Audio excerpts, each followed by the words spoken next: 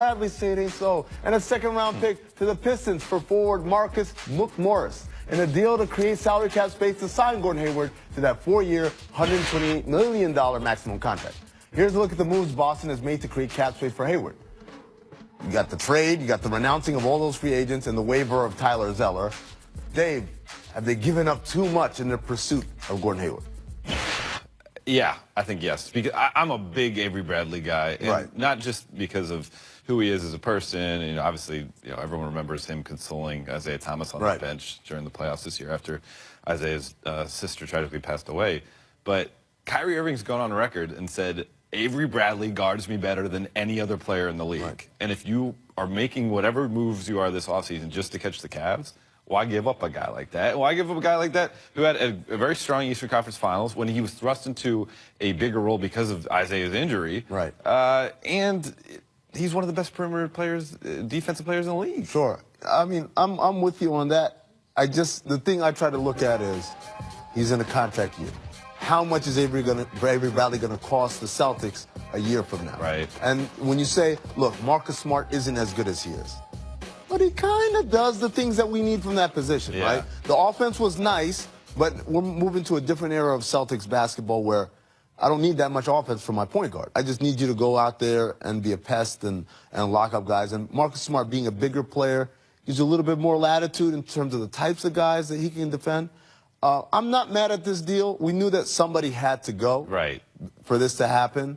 And at the end of the day, it comes down to, were you really going to say no to Gordon Hayward because you wanted to keep Avery Bradley? Right, but it seemed like Crowder was the guy who his game was kind of atrophying a bit. Right. And they ended up keeping him versus Bradley. And also, you think about offensively, defense is a huge part of the game. But when teams double and triple team Isaiah Thomas in late game situations in the playoffs, Bradley's a guy who's an excellent catch-and-shoot player, or very proficient. Absolutely, yes. Marcus Smart isn't. And obviously he had a great game in the playoffs. Yeah, the Cavs, one. Where he had 7 or 8 threes, but that's not who he is. Right.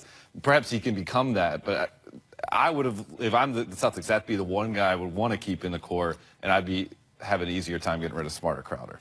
The Jay Crowder deal, very affordable. Yeah. And it's on the books for a couple of years. They've got a bunch of wings. Right. Maybe they can flip him later on for something else. For sure. Just keep it moving. You know how he loves those assets. Yes, he does. Let's talk about the champs, free agency, because they have not been quiet. Looking at the Warriors' moves here, they re-signed their 2 MVPs. Damn, that sounds disgusting to say.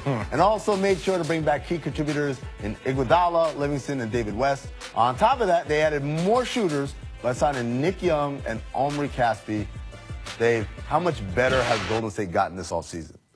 Indescribably better?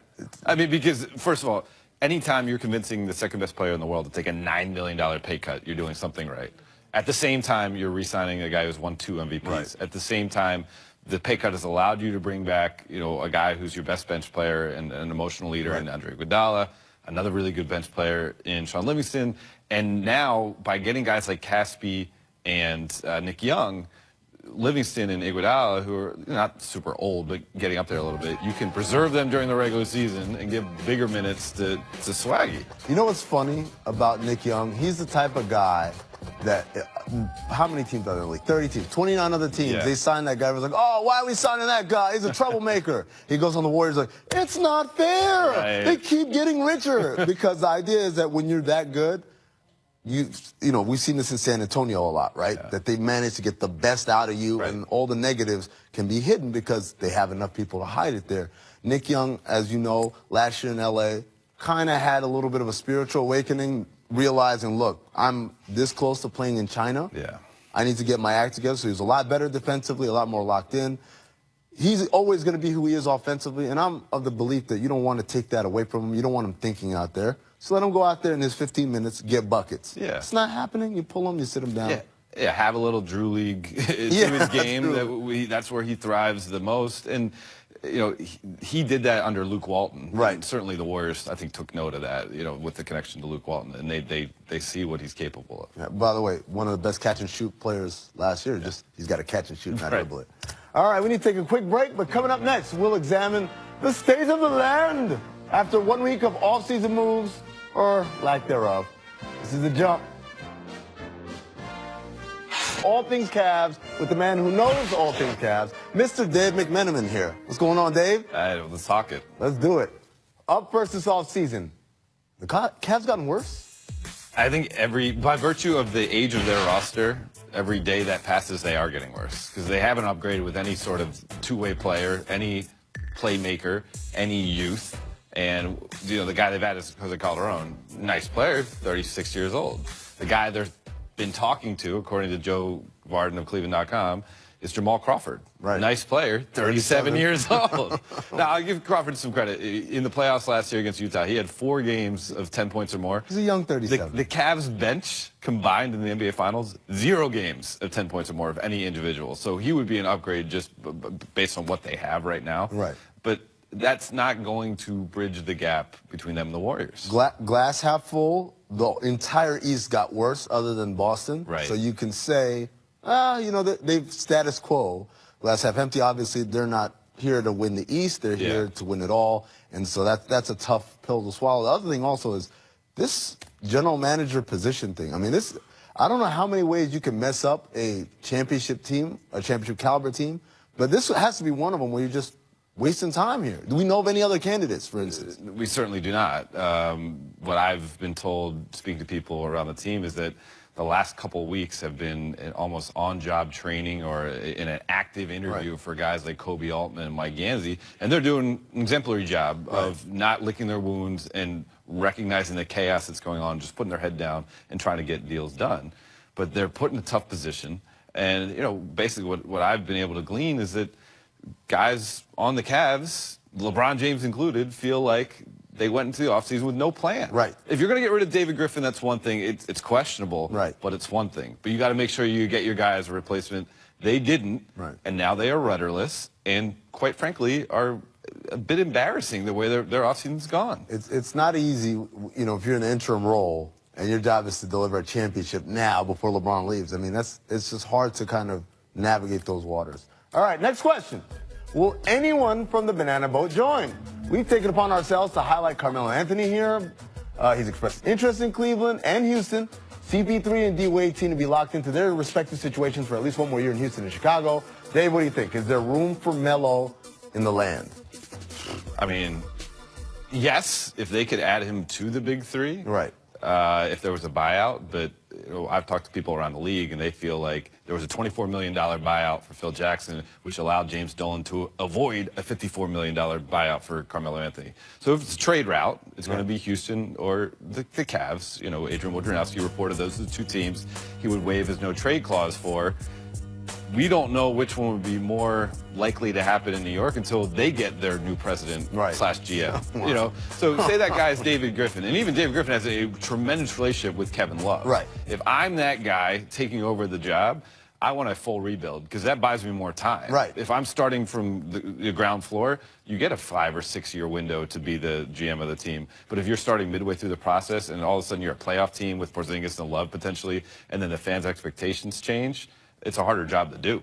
The whole thing here is if you got Carmelo Anthony instead of Kevin Love, I don't know how much better that makes him. Again, I think every question we ask about the Cavs has to go back. Will this help beat the Warriors? Right. No? Okay. Because you're still dealing with someone who's a defensive liability that they will exploit and take advantage of. I mean, is he a better defender than Kevin Love? If he is, just marginally so, right? Right. So. And Kevin Love he did not have the best NBA Finals. The way he hit the offensive rebounds, particularly in Game 3, the Cavs lost that game, but he kept them in that third quarter, hitting the offensive glass. I don't know if Melo brings that little extra to the game. It's almost like overkill on the stuff they already have. Yeah. All right, question number 3. Is Dan Gilbert daring LeBron to leave? That ring ceremony seems like so long ago. LeBron has another year on his deal, then can leave Cleveland again if he wants to. Doesn't seem like Gilbert is worried about it, Dave, but it kind of feels like he's kind of saying, go ahead and do it. That would be a little sinister, right, to suggest that there's something beneath the surface where he's trying to push LeBron out the door. Perhaps, though, if he was, let's say he doesn't want to offer LeBron a supermax of $209 million. Right. He can just try to sabotage in the meantime, and then LeBron leaves, and I didn't have to make that decision. Right.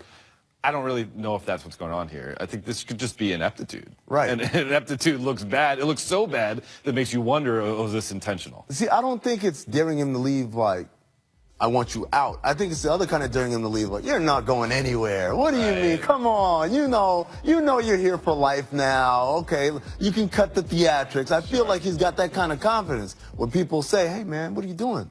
This is, you're going to lose the guy. Like, nah, he's not leaving. He's not going anywhere. He's home. Right, which I think would be a severe miscalculation. Oh, wow. LeBron sets up his contracts to give himself options. Pretty much. And he's going to have options in the summer of 2018.